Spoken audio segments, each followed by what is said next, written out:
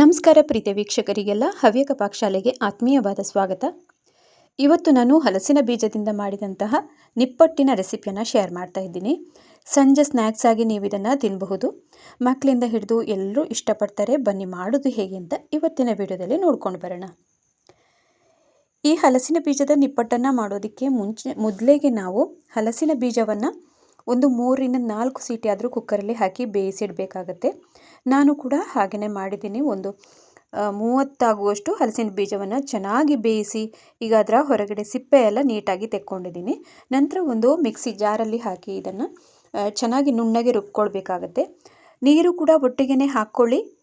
ಸ್ವಲ್ಪ ನೀರನ್ನು ಜಾಸ್ತಿ ಹಾಕಿದ್ರೂ ಅಡ್ಡಿ ಇಲ್ಲ. ನಿಮಗೆ ಚೆನ್ನಾಗಿ ಅದು ನುಣ್ಣಗಾಗಬೇಕು, ಅಲ್ಲಿ ತನಕ ರುಬ್ಕೊಳ್ಬೇಕಾಗತ್ತೆ.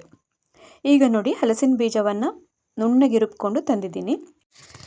ಒಂದು ಮೇಯ್ನಾಗಿ ಗಮನಿಸಬೇಕಾದಂತಹ ಅಂಶ ಏನು ಅಂತಂದರೆ, ಚೆನ್ನಾಗಿ ನಿಮಗೆ ಬೇಯಲಿಲ್ಲ ಅಂತಂದರೆ ಇದನ್ನು ರುಬ್ಬೋದಕ್ಕೂ ಕಷ್ಟ ಆಗುತ್ತೆ.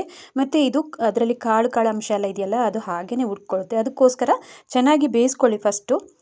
ಆಮೇಲೆ ನೋಡಿ, ಇಲ್ಲಿ ಇದನ್ನು ಒಂದು ತೆಗೆದು ತಟ್ಟೆಗೆ ಹಾಕ್ತಾ ಇದ್ದೀನಿ. ಇದು ಸೈಡಲ್ಲಿ ಇರಲಿ. ನಂತರ ಒಂದು ದೊಡ್ಡ ತಟ್ಟೆಯನ್ನು ತಗೊಂಡು ಅದಕ್ಕೆ ಈಗ 1 ಕಪ್ ಆಗುವಷ್ಟು ಅಕ್ಕಿ ಹಿಟ್ಟನ್ನು ಇಲ್ಲಿ ಹಾಕ್ಕೊಳ್ತಾ ಇದ್ದೀನಿ. ನಂತರ ಇಲ್ಲಿ 2 ಟೇಬಲ್ ಚಮಚ ಆಗುವಷ್ಟು ಕಡಲೆ ಹಿಟ್ಟನ್ನು ಹಾಕ್ಕೊಂಡಿದ್ದೀನಿ. ಇನ್ನೂ ರುಚಿಗೆ ತಕ್ಕಷ್ಟು ಉಪ್ಪನ್ನು ಆ್ಯಡ್ ಮಾಡ್ಕೊಳ್ಳಿ. ಇನ್ನಿಲ್ಲಿ ಈಗ 2 ಟೇಬಲ್ ಚಮಚ ಆಗುವಷ್ಟು ನೋಡಿ, ಇಲ್ಲಿ ಶೇಂಗಾವನ್ನು ಈ ಥರ ಕುಟಾಣಿಯಲ್ಲಿ ಕುಟ್ಟಿ ಪುಡಿ ಮಾಡ್ಕೊಂಡಿದ್ದೀನಿ. ಹೀಗೇ ಮಾಡಿ ಹಾಕ್ಕೊಳ್ಳಿ, ಚೆನ್ನಾಗಿರುತ್ತೆ. ಬಾಯಿಗೆ ಸಿಕ್ಕಿದಾಗ ಅದು ರುಚಿ ಇನ್ನೂ ಜಾಸ್ತಿ ಆಗುತ್ತೆ. ಈಗ ನಾವು ಶೇಂಗಾವನ್ನು ಯಾವ ಥರ ಕುಟ್ಟಿ ಪುಡಿ ಮಾಡ್ತೀವಿ ನೋಡಿ, ಅದೇ ಥರನೇ ಹುರಿಗಡಲೆಯನ್ನು ಸಹ 2 ಟೇಬಲ್ ಚಮಚ ಆಗುವಷ್ಟು ಹಾಕಿ ಕುಟ್ಟಿ ಪುಡಿ ಮಾಡಿದ್ದೀನಿ. ಅದನ್ನು ಸಹ ಹಾಕ್ಕೊಂಡಿದ್ದೀನಿ. ನಂತರ ಖಾರಕ್ಕೆ ಅನುಗುಣವಾಗಿ ಇಲ್ಲಿ ಅಚ್ಚ ಖಾರದ ಪುಡಿ, ಆಮೇಲೆ ಸ್ವಲ್ಪ ಪುಡಿ ಇಂಗು, ಆಮೇಲೆ ಇಲ್ಲಿ ಕಪ್ಪು ಎಳ್ಳನ್ನು ಬಳಕೆ ಮಾಡಿದ್ದೀನಿ. 1 ಚಮಚ ಆಗುವಷ್ಟು ಹಾಕ್ಕೊಳ್ಳಿ. ಇನ್ನು ಮೇಲಿಂದ ಸ್ವಲ್ಪ ತುಪ್ಪವನ್ನು ಇಲ್ಲಿ ಹಾಕ್ಕೊಳ್ಬೇಕು, ನಿಮಗೆ ಗರಿ ಗರಿಯಾಗಿ ಬರುತ್ತೆ. ನಾನಿಲ್ಲಿ 2 ಚಮಚ ಆಗುವಷ್ಟು ತುಪ್ಪವನ್ನು ಬಳಕೆ ಮಾಡ್ಕೊಂಡಿದ್ದೀನಿ. ಈಗ ಲಾಸ್ಟಲ್ಲಿ ತುಪ್ಪವನ್ನು ಹಾಕಿ ಆದ ನಂತರ ನೀಟಾಗಿ ಇದನ್ನು ಮಿಕ್ಸ್ ಮಾಡ್ಕೊಳ್ಬೇಕು. ಹಾಕಿರುವಂತಹ ಉಪ್ಪು, ಆಮೇಲೆ ಖಾರದ ಪುಡಿ ಆಗಿರ್ಬೋದು, ತುಪ್ಪ ಎಲ್ಲನೂ ನೀಟಾಗಿ ಅಕ್ಕಿ ಹಿಟ್ಟಿನ ಜೊತೆಗೆ ಮಿಕ್ಸ್ ಆಗಬೇಕು. ಅಲ್ಲಿ ತನಕ ಮಿಕ್ಸ್ ಮಾಡ್ಕೊಳ್ಬೇಕು. ಈಗ ನಾವು ತುಪ್ಪವನ್ನು ಏನು ಹಾಕ್ತೀವಲ್ಲ ಲಾಸ್ಟಲ್ಲಿ, ಅದು ಸರಿಯಾಗಿ ಅಕ್ಕಿ ಹಿಟ್ಟಿನ ಜೊತೆಗೆ ಮಿಶ್ರಣ ಆದರೆ ಮಾತ್ರ ತುಂಬ ಚೆನ್ನಾಗಿ ಗರಿ ಗರಿ ಆಗುತ್ತೆ. ಅದಕ್ಕೋಸ್ಕರ ನೀಟಾಗಿ ಮಿಕ್ಸ್ ಮಾಡ್ಕೊಳ್ಳೋದು. ಇನ್ನು ಇದಕ್ಕೆ ನಾವಾಗಲೇ ರುಬ್ಬಿಟ್ಟಂತಹ ಹಲಸಿನಕಾಯಿ ಬೀಜದ ಪೇಸ್ಟ್ ಏನಿದೆ ನೋಡಿ, ಅದನ್ನು ಹಾಕ್ಕೊಳ್ಬೇಕು. ಅದಕ್ಕಿಂತ ಮುಂಚೆ ಇಲ್ಲಿ ಸಣ್ಣದಾಗಿ ಹೆಚ್ಚಿರುವಂತಹ ಕೊತ್ತಂಬರಿ ಸೊಪ್ಪು ಮತ್ತು ಕರಿಬೇವು ಸೊಪ್ಪನ್ನು ಇಲ್ಲಿ ಆ್ಯಡ್ ಮಾಡ್ಕೊಂಡಿದ್ದೀನಿ. ನಿಪ್ಪಟ್ಟು ಅಂತ ಆಗುವಾಗ ಹೇಗೆ ಹಾಕ್ಕೊಂಡ್ರೆ ತುಂಬಾ ರುಚಿಯಾಗಿ ಬರುತ್ತೆ. ಈಗ ಕರಿಬೇವು ಸೊಪ್ಪು ಆಗಿರ್ಬೋದು, ಕೊತ್ತಂಬರಿ ಸೊಪ್ಪು ಎಲ್ಲ ಸರಿಯಾಗಿ ಮಿಕ್ಸ್ ಮಾಡಿದ್ದಾಯಿತು. ನಂತರ ನೋಡಿ, ಇಲ್ಲಿ ಹಲಸಿನಕಾಯಿ ಬೀಜದ ಪಲ್ಪನ್ನು ನಾನೀಗ ಹಾಕ್ಕೊಳ್ತಾ ಇದ್ದೀನಿ. ನೋಡಿಕೊಂಡು ಹಾಕ್ಕೊಳ್ಳಿ, ಒಮ್ಮೆಲೆ ಹಾಕೋದಕ್ಕೆ ಹೋಗಬೇಡಿ. ಸ್ವಲ್ಪ ಸ್ವಲ್ಪನೇ ಹಾಕ್ತಾ ಬಂದು ಚಪಾತಿ ಹಿಟ್ಟಿನ ಹದಕ್ಕೆ ನಾವು ಇದನ್ನು ಕಲಸ್ಕೊಂಡು ಇಟ್ಕೊಳ್ಬೇಕು. ಕೆಲವೊಮ್ಮೆ ಇದರಲ್ಲಿ ಕಾಳಿನ ಅಂಶ ಹಾಗೆಯೇ ಉಳಿದಿರುತ್ತೆ. ಅದನ್ನು ನೋಡಿಕೊಂಡು ನೀವು ಆಗಾಗ ಚೆಕ್ ಮಾಡ್ಕೊಳ್ಬೇಕಾಗತ್ತೆ.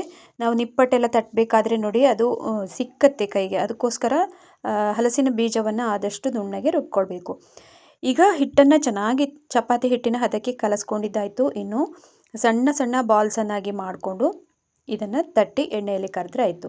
ತುಂಬಾ ರುಚಿಯಾಗಿ ಬರುತ್ತೆ. ನಾವು ಮದ್ದೂರು ವಡೆ ಎಲ್ಲ ಯಾವ ಥರ ಮಾಡ್ತೀವಿ ನೋಡಿ, ಅದೇ ಥರನೇ ಸೇಮ್ ಇದೂ ರುಚಿಯಾಗುತ್ತೆ. ಸಂಜೆ ಸ್ನ್ಯಾಕ್ಸ್ ಆಗಿ ತಿನ್ನೋದಕ್ಕೆಲ್ಲ ತುಂಬಾ ಒಳ್ಳೆಯದಾಗುತ್ತೆ. ಈಗಾಗಲೇ ಎಲ್ಲವನ್ನು ಹಿಟ್ಟನ್ನು ಈ ಥರ ನೋಡಿ ಉಂಡೆಗಳನ್ನಾಗಿ ಒಂದೇ ಸೈಜಲ್ಲಿ ಮಾಡಿ ಇಟ್ಕೊಂಡಿದ್ದೀನಿ.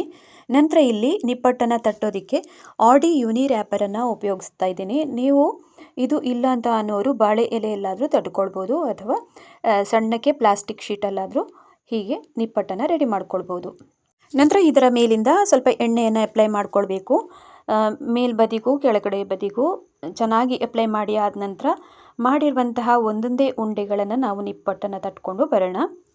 ನೀವು ಕೈಯಲ್ಲಾದರೂ ತಟ್ಬೋದು, ಅಥವಾ ಮೇಲಿಂದ ಏನಾದರೂ ಸಣ್ಣಕ್ಕೆ ಬೌಲ್ ಬರುತ್ತಲ್ಲ, ಅದನ್ನು ಸಹ ಇಟ್ಕೊಂಡು ನಿಪ್ಪಟ್ಟನ್ನು ಮಾಡ್ಕೊಳ್ಬೋದು. ಯಾವುದು ನಿಮಗೆ ಕಂಫರ್ಟ್ ಅನಿಸುತ್ತೋ ಹಾಗೆ ಮಾಡ್ಕೊಳ್ಬೋದು. ನಾನಿಲ್ಲಿ ಶೀಟನ್ನು ನೋಡಿ ಈ ಥರ ಕೆಳಗಿನ ಬದಿಯಿಂದ ಫೋಲ್ಡ್ ಮಾಡಿ ಇನ್ನೊಂದು ಸಣ್ಣ ಈ ಥರದ ಬೌಲನ್ನು ತಗೊಂಡು ನೋಡಿ ಮೇಲಿಂದ ಈ ಥರ ಪ್ರೆಸ್ ಮಾಡ್ತಾ ಇದ್ದೀನಿ. ತುಂಬ ತೆಳ್ಳಗೆ ಮಾಡೋದಕ್ಕೆ ಹೋಗಬೇಡಿ, ಸ್ವಲ್ಪ ದಪ್ಪನೇ ಇರಬೇಕಾಗತ್ತೆ. ಇದು ತಟ್ಕೊಳ್ಬೇಕಾದ್ರೆ ನೋಡಿಕೊಂಡು ಇದನ್ನು ತಟ್ಕೊಳ್ಳಿ. ನೋಡಿ, ಇಷ್ಟು ದಪ್ಪಕ್ಕಾಗಿ ಮಾಡ್ಕೊಂಡಿದ್ದಾಯಿತು. ನಂತರ ಇನ್ನೊಂದನ್ನು ಸಹ ಅದೇ ರೀತಿಯಾಗಿ ಮಾಡ್ಕೊಳ್ಳೋಣ. ಈಗಾಗಲೇ ಎಣ್ಣೆಯನ್ನು ಬಿಸಿಗೆ ಇಟ್ಕೊಂಡಿದ್ದೀನಿ. ಇನ್ನು ಕಾದ ಎಣ್ಣೆಯಲ್ಲಿ ಒಂದು 3-4 ಆದರೂ ಒಮ್ಮೆಗೆ ಹಾಕ್ಕೊಂಡು ನಾವು ನಿಪ್ಪಟ್ಟನ್ನು ಬೇಯಿಸ್ಕೊಳ್ಬೋದು. ಡೀಪ್ ಫ್ರೈ ಮಾಡಿ ಇದನ್ನು ತೆಕ್ಕೊಳ್ಬೇಕಾಗತ್ತೆ.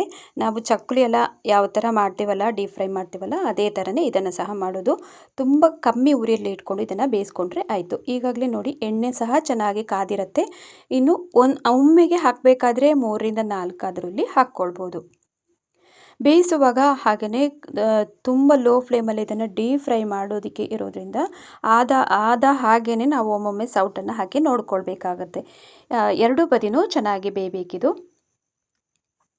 ಸಂಜೆ ತಿಂಡಿಗೆ ಅಥವಾ ಸಂಜೆ ಸ್ನ್ಯಾಕ್ಸಿಗೆಲ್ಲ ಇದನ್ನು ನೀವು ಮಾಡಿ ಇಟ್ಕೊಂಡು ತಿನ್ನಬಹುದು.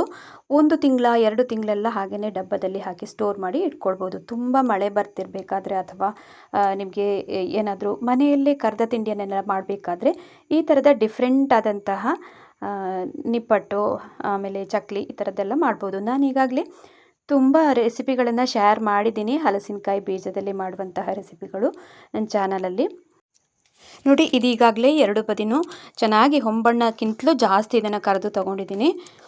ಪ್ರತಿಯೊಂದನ್ನು ಸಹ ಅದೇ ರೀತಿಯಾಗಿ ಕರೆದು ತೊಗೊಂಡ್ರೆ ಆಯಿತು. ಇವತ್ತಿನ ಈ ಹಲಸಿನಕಾಯಿ ಬೀಜದಿಂದ ಮಾಡಿದಂತಹ ಈ ನಿಪ್ಪಟ್ಟು ರೆಸಿಪಿ ನಿಮಗೆಲ್ಲರಿಗೂ ತುಂಬಾ ಇಷ್ಟ ಆಗಿರ್ಬೋದು ಅಂತ ಅಂದ್ಕೊಂಡಿದ್ದೀನಿ. ಇಷ್ಟ ಆಗಿದ್ದಲ್ಲಿ ಚಾನಲನ್ನು ಸಬ್ಸ್ಕ್ರೈಬ್ ಮಾಡ್ಕೊಳ್ಳಿ ಹೊಸಬ್ರು. ಆಮೇಲೆ ಪಕ್ಕದಲ್ಲಿರುವಂತಹ ಬೆಲ್ ಐಕನನ್ನು ಪ್ರೆಸ್ ಮಾಡೋದನ್ನು ಕೂಡ ಮರಿಬೇಡಿ. ಹವ್ಯಕ ಪಾಕಶಾಲೆಯಲ್ಲಿ ಇನ್ನೊಂದು ಹೊಸ ರುಚಿಯೊಂದಿಗೆ ಮತ್ತೊಮ್ಮೆ ಭೇಟಿಯಾಗ್ತೀನಿ. ನಮಸ್ಕಾರ.